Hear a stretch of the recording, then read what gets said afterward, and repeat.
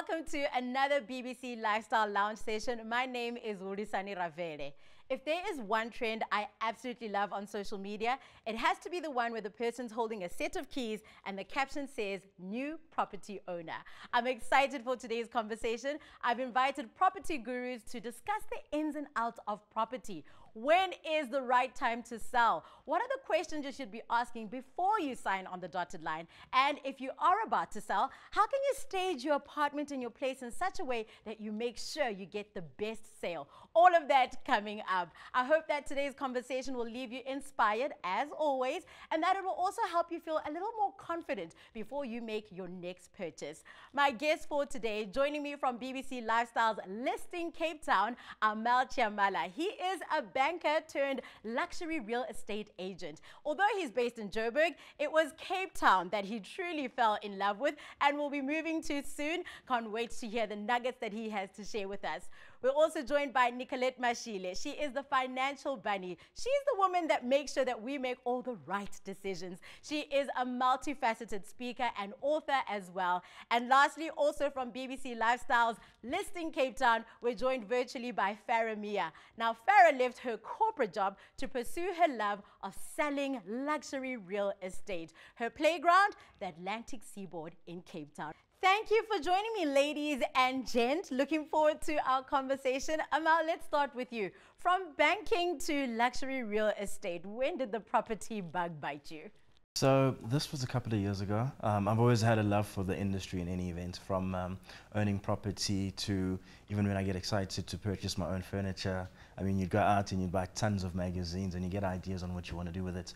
And then I actually got the idea to why not actually practice? So why not get into the space of selling homes, from being someone who invested and being keen into deco and things like that. And then I took the leap of faith and I jumped. So yeah. You jumped and he is not looking back. Farrah, let's go down to you in Cape Town. From, you know, being in the serious side of life, the corporate world, and you're all about the luxury real estate. When did the change happen for you? Well, you know, I say this all the time. I think you're either born with a love for property or you're not. It feels like it's something inherent. And being in corporate, it wasn't doing it for me. And I always used to look at beautiful homes when I would be driving past them, and I would wonder who owned them. I'd wonder what it looked inside. And then eventually I thought, you know what, I'm going to get my foot in the literal door and come and have a look inside and sell the houses for these people. Nicolette, you're the thorn amongst the rose amongst the thorns, because not necessarily are you in like the selling of the property, but you give the greatest advice. When it comes to financial literacy, you're just like, I want to help people make the right decision. Where did that love start for you? Sure. Look, I think it started a couple of years ago, but I think one of the biggest things, especially within the property space, is you are this perceived educated person.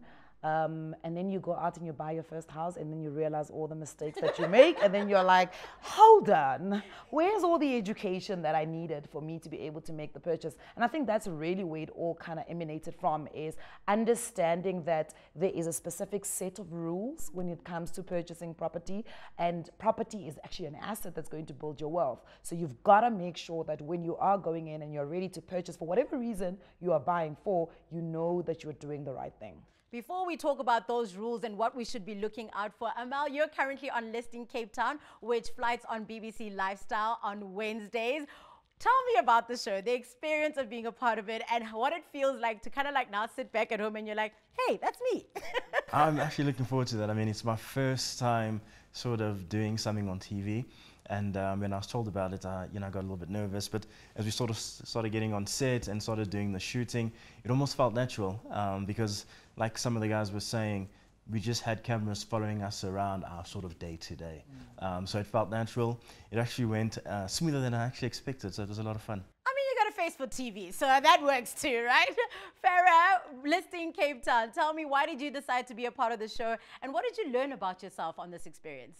Well, I learned that I work very well under pressure. I learned that it's a little bit unnerving having cameras follow you, but at the end of the day, we are doing this job whether the cameras are there or they're not there, and ultimately it was just a highlight reel. But I think it's important for people to see what we go through on the other side and what we go through for our clients. Absolutely love it. Hopefully one day I'll also be on Listing Cape Town. Mara, as a client, you know, I deserve nice things in life, truly. I do. Nicolette, let's get into the education of it all now. If I am looking to purchase a property, I heard you earlier on saying you need to understand why you want to buy the property. Are there different decisions to be made depending on whether I'm buying it as a home for my family and I, or whether I'm buying it to, you know, be an investment property, a part of my portfolio? Absolutely. I think it's important to know your why. You know, we always talk about it in real life experiences. I think even when it comes to property, it's one of those things you definitely need to consider. And I think the biggest decision you're going to make is, how am I going to buy this property, right? It's also an opportunity cost issue. If I'm going to be buying cash, I'm going to be financing this thing. What structure am I buying it under? Am I buying it in my own personal liability? Or am I buying it under a trust account? Or am I buying it in a corporate company? So the reason why you are buying kind of gives you, what are those things that we used to do at school where they say it's like a puzzle, a mind map. It reminds me of the magazines when it would say, are you having a good day? Yes or no? No, then and then no. You follow on to the next question. Yes, absolutely, because it will determine how you're going to do or how you're going to make certain decisions going forward. A lot of us want brick and mortar. You don't always have to go brick and mortar, especially if you're looking into just investing within the property or the real estate sector.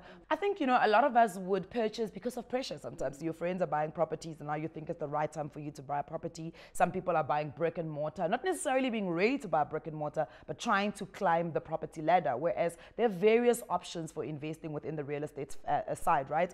A lot of us, sometimes we, you know, we don't think about what is the end goal for this property. Am I going to eventually sell it? What does it mean? What does the tax look like? Is it for my children? Do you understand? How am I going to pass it on to my kids? So I think it's so important to understand your why when you're buying property. And sometimes it's okay to fill in that gap, you know, that void of being a have-not for a very long time, being the first one in your generation to buy a property for your family. Just remember that at some point it's going to mean something to your wealth strategy. That is important. I want people to hold on to that, to remember, where does it actually fit in and what can I do? What else can I actually do with it? Armel, for you, you know, being from banking and now marrying into this world of property, what would you say some of the important questions one needs to ask themselves before they even consider buying a property? So one of the things that I always advise people when I speak to them is there's maybe 3 points that you should always consider.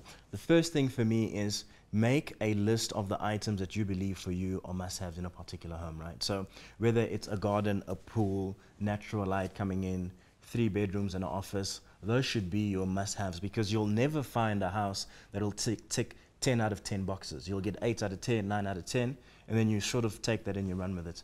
The second one is you should always, you know, apart from knowing sort of the proximities to where you want to be, where you want to live, also just have an open mind when you start looking for a home.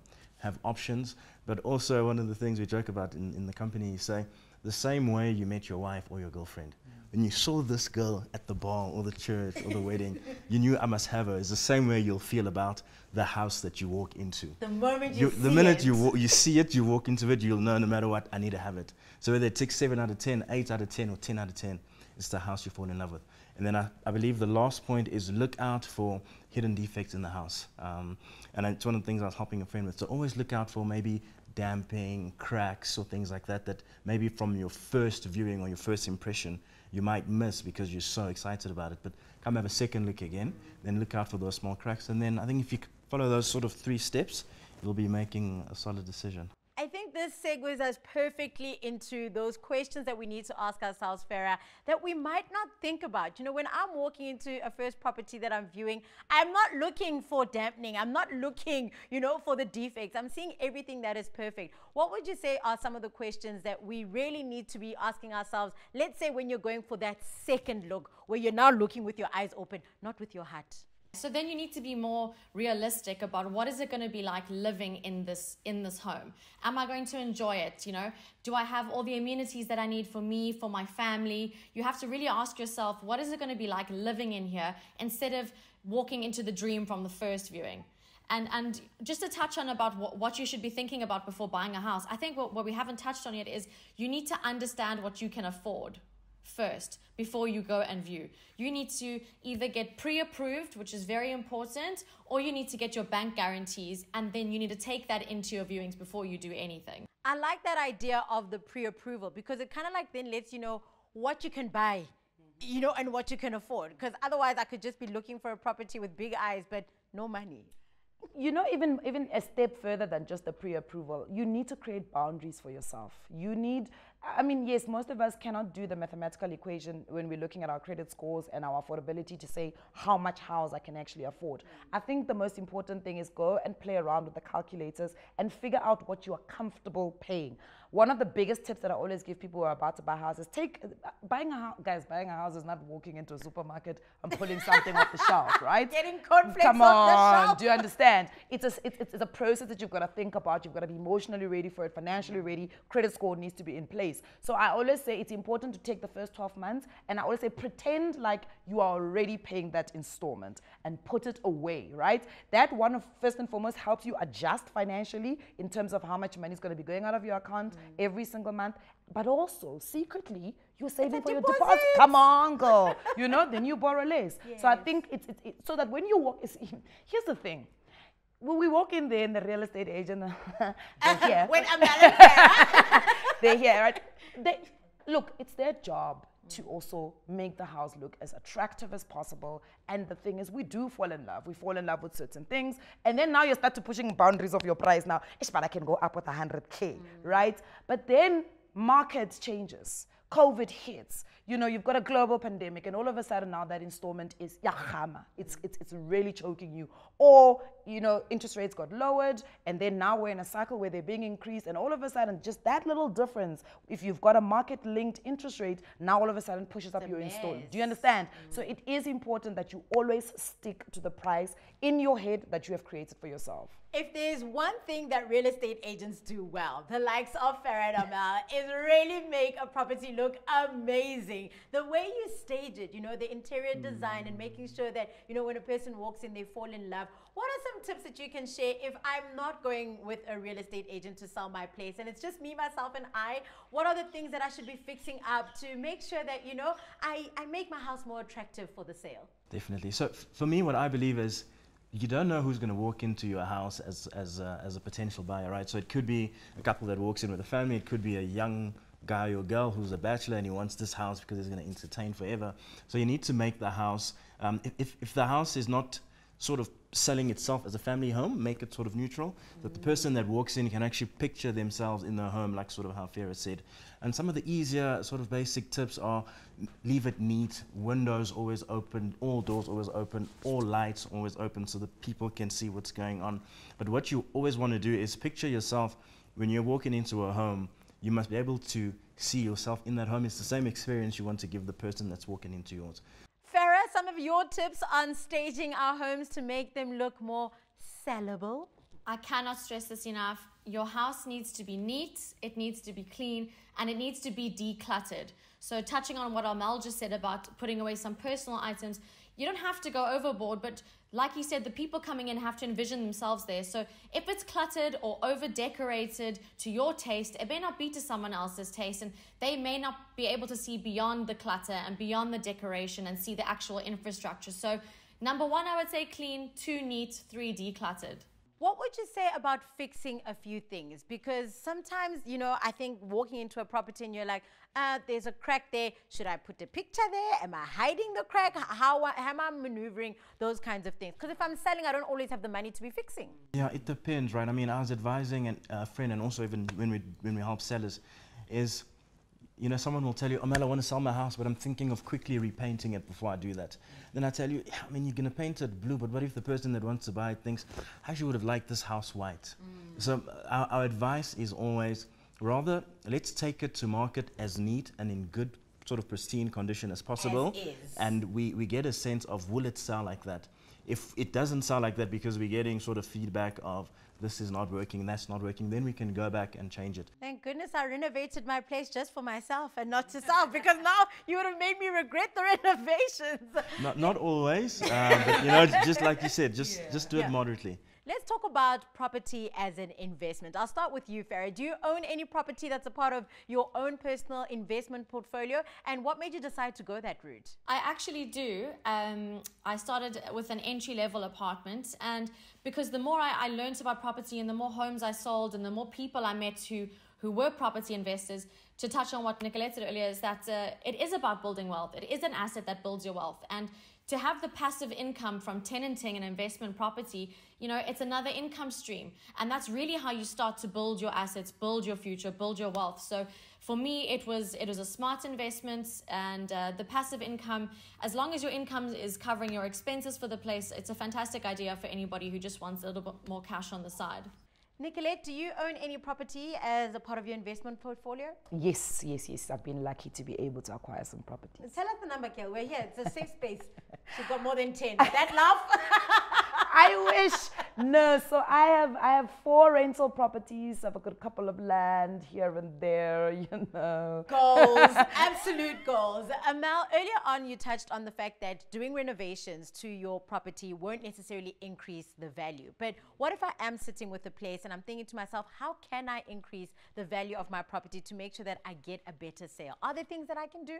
100%. So, and I spoke about this in one of the episodes. We were saying when we go meet a potential seller, I'm listing Cape Town. Yeah. When we go meet a potential seller, it's actually like a job interview, because you're actually pitching to allow them to let you sell their property for them. And like you said, it's probably one of their most prized possessions. Mm-hmm. So in looking at what you should do to help you sell, and also maybe touching on the question of how do we advise on how you price your home, for instance, right? So Nicolette touched on it earlier, location, yes, true. And also it's looking at sort of what were the recent statistical sales, if it's a block of flats in that scheme, if it's on the road, in the road, and then also in the area. Because like I said earlier, you could put 2 million rand, Huli, into your apartment, but the apartment next to you, or the several few apartments next to you, only sold for 1.8. You're not going to get 4 million for it. Doesn't matter. I mean, the numbers to you could make sense because I bought it for this much, I put so much. You will get pressure to take a lower price. All right. So those are some of the things that you should consider when pricing. I always say, do the small cosmetic things first. You don't want to punch a massive hole in your pocket because you think you're going to get a good price, but then you don't. So do the small cosmetic things. Fix up your garden, it's a few hundred rands. Fix up the cracks, a fresh sort of coat of paint is a few hundred rands. But don't break down a wall and change a whole structure because you think it works for you, but not the next buyer. Well, in 2022, South Africa put in a UPS. That will help. Farrah, what are some of your tips on how we can increase the value of our property? Nicolette referring to the fact that, we live in South Africa, load shedding is a reality, so perhaps having a UPS, an uninterruptible power supply, for our viewers is something I should consider. You should consider it, if you can afford it. If you can afford it, that's great. If you can't, South Africans, we're all understanding. We know about load shedding. It happens to everyone. We don't frown upon people who don't have a generator. So we know what it's like to sit in the dark. But I think what people need to also remember is that if you have the potential to sell your apartment or your home later, it's so important to maintain your home. And if you maintain your home throughout, the course of you living there, you won't have to break the bank when it comes time to sell. So properties, I say, are like people. We try to keep ourselves healthy. We also need to try and keep our properties healthy. Now there is the debate of buying new developments and buying off plan. Should I, shouldn't I? What are the pros and cons? Because let me tell you, I've heard of people that have bought off plan and they're still waiting for their place to be ready. What are the pros and cons? Let's start with you, Nicolette. First and foremost, do a needs analysis. Do you really want to move into a new development? People always say, I want to move into a new development because I'm going to be first the owner, or there's no ghost of the past in there. You know what? Honestly speaking, don't give yourself a headache because that is the reason why you want to move into a house which is a new development or you're buying off plan. The second thing is the developer. Do they have history? Do you know what they have built before? Can you point your finger at it? Have they shown you what the plan is? What is the timeline? Can they give you some sort of guarantees? And I think that's really important because one of the most frustrating things, as you rightfully say, is being told you're going to move in, occupation is going to take place in 6 months, and then maybe if you're renting, you terminate your lease, and then all of a sudden you don't have a place to stay. So I think it's important to make sure that you have an understanding of who the developer is. But secondly, also do a needs analysis for yourself, because the reality is that new developments are being priced quite well. right?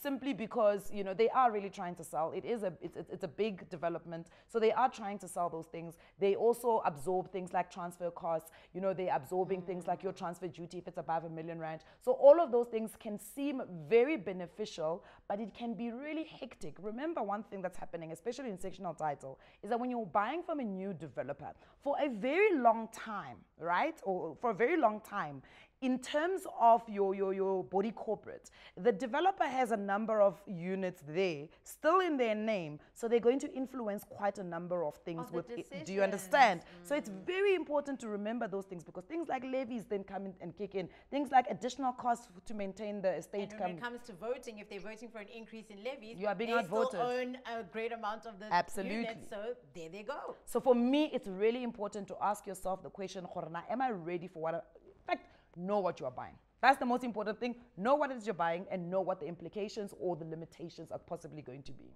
Armel, to off-plan or not to off-plan? That is the question. Okay, point of departure, I think just definition, right? So when we're talking about off-plan, you're literally standing on rubble, you're looking at pictures, and then we tell you this is what it's going to look like in such a space of time, because we get the information from the developer and then we look to sell it to you. So Nicolette touched on some of the things, you know, like the timing, and also sometimes what you see sort of in the images doesn't always come out sort of what you want. But the benefit, like Nicolette did say, is it does absorb a lot of costs that would need you to have hard and fast cash for it, you know. So if you're looking at something that's 2 million rand, you probably need to look, you know, pricing between 8 to 10% of that in cash. Otherwise, you know, you should go for an off-plan new development. Yeah, so there are some benefits in doing that.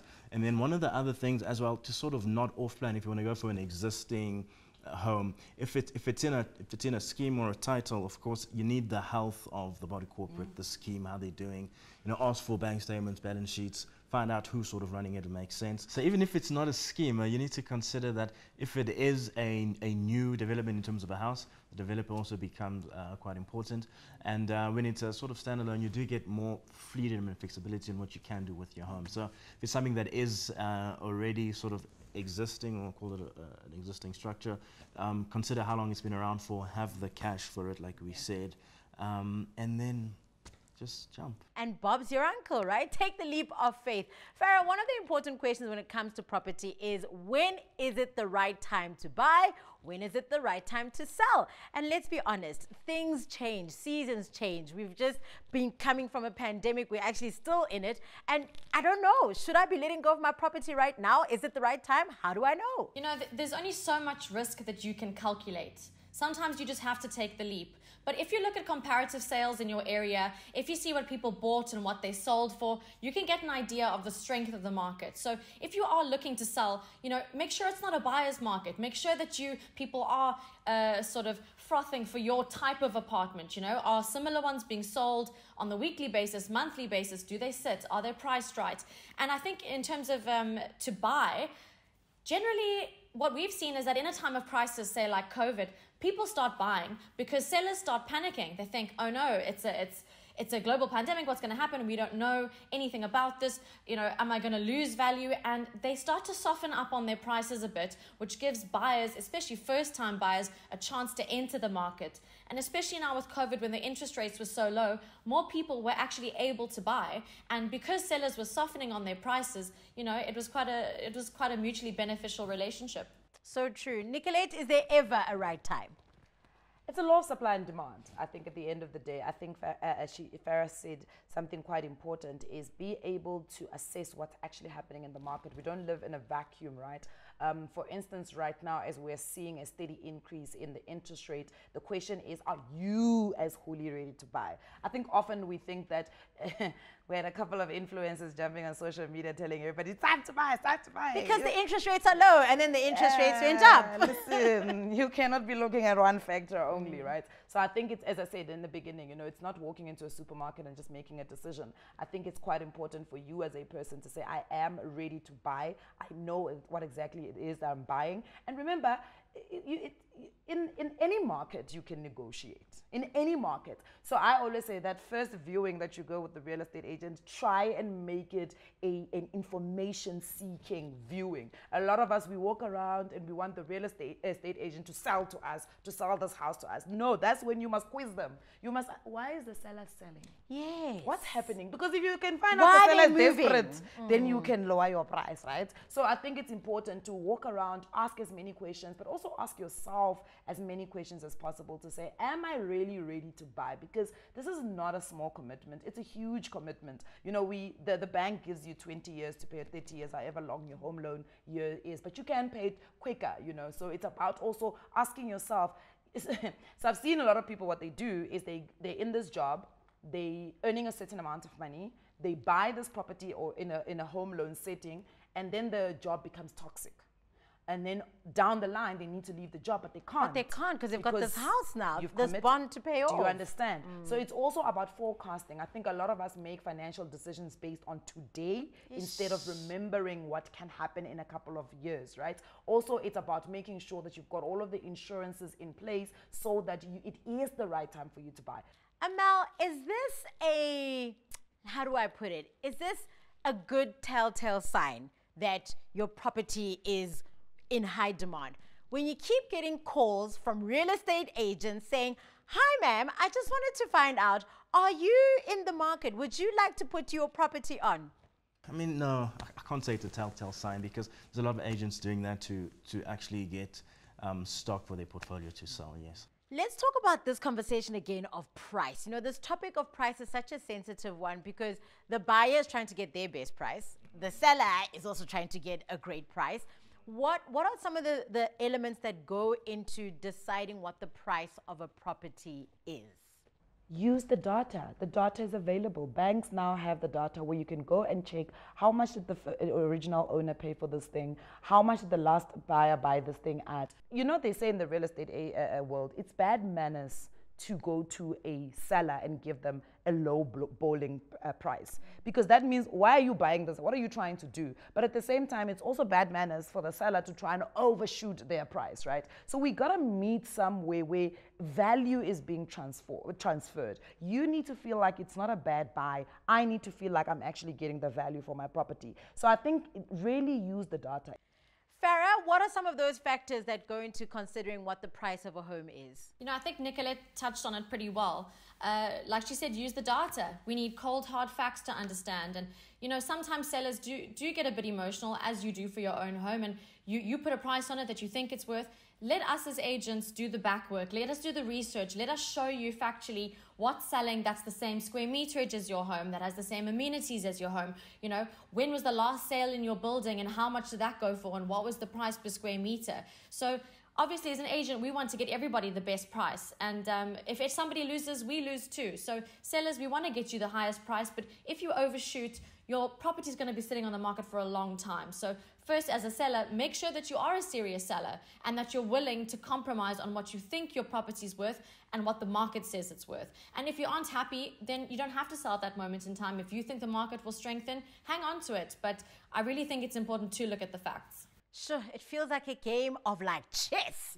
You know, you need to make sure you're making the right move at the right time, but you won't always know sometimes until you do it. Before we wrap up, Armel, from your side, what would you say a key takeaway or two that our viewers should take from our conversation today? I believe if you're looking to purchase a home, you should never wait. I think the only thing you should effectively wait for is for yourself personally to be financially sort of prepared and then jump in to do it. I think waiting for things like timing the market, waiting for sort of instances like that, they don't always work out sort of the way you want. I mean, if I give you an example, we saw now a massive trend because of COVID and rates going down, everyone buying. We foresee another trend now as rates going up. Everyone that bought because they thought it was the best time to buy will be under pressure and squeezed and will be selling again. So long as you are personally, financially ready to make the dive in for it, I think then you should shop around on the 3 sort of tips we gave earlier and find your dream home.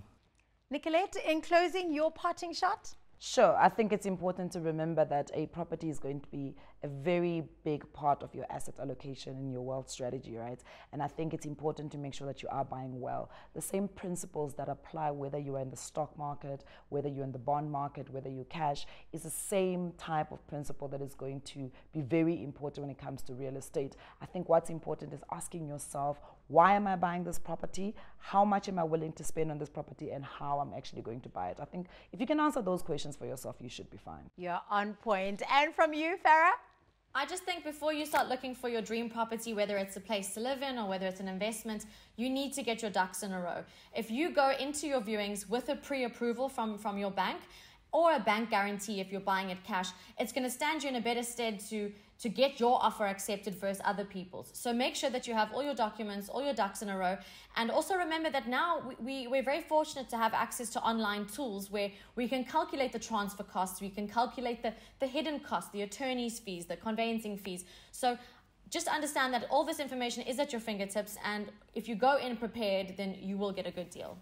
Phew, I am all the more better for this conversation because I feel more equipped and ready to go out there and look for my next property purchase. Thank you so much to my guests. From Farrah, I truly remembered the lesson of living your fullest life, to walk away from corporate and follow her passion going into luxury real estate. I love that for you. Nicolette letting us know that it is important to understand before you even buy a property, why do you want to buy it? Why? What is the reason? So that you can understand how you're going to fund it, but also knowing how you're going to pass it on. Yep, you need to think that far in advance. And of course, Armel sharing that nugget about renovating your place won't necessarily always up the value, so make sure that if you do want to fix a few things, you are not breaking your bank balance. Thank you so much to my guests. Really, really appreciate it. I hope that you feel more confident about your next property purchase.